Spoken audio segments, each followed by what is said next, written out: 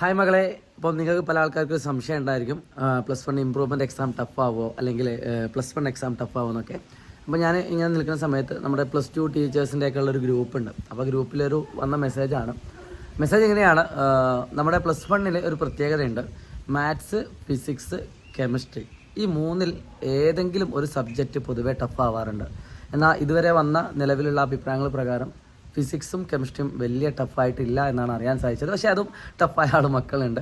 അപ്പോൾ അതിൻ്റെ ഒരു വെച്ച് നോക്കുന്ന സമയത്ത് ഈ പ്രാവശ്യത്തെ മാത്സ് ടഫാവാനുള്ളൊരു സാധ്യതയാണ് നമ്മൾ കാണുന്നത്. പക്ഷേ നിങ്ങൾ ടെൻഷൻ അടിക്കരുത്. നിങ്ങൾ ഇരുന്ന് പഠിച്ചിട്ടുണ്ടെങ്കിൽ നമുക്ക് ചെയ്യാൻ പറ്റുന്നത്രയും ചെയ്യാം. ഇത് മെയിനായിട്ട് ചിലപ്പോൾ പേടിപ്പെടുത്തുന്നത് ചിലപ്പോൾ +1 ഇമ്പ്രൂവ്മെൻ്റ് ഒക്കെ ചെയ്യുന്ന കുട്ടികളായിരിക്കും.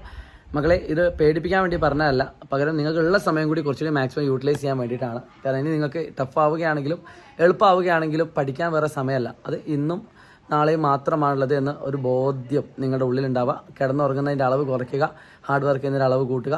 എന്തായാലും മാത്സിൽ നിങ്ങൾക്ക് A+ ഫുൾ മാർക്ക് നേടാൻ പറ്റട്ടെ. നിങ്ങളുടെ കൂടെ ഉണ്ടാവട്ടോ. Wish all the best. It's me Shad Ramzan from Easy Maths. By.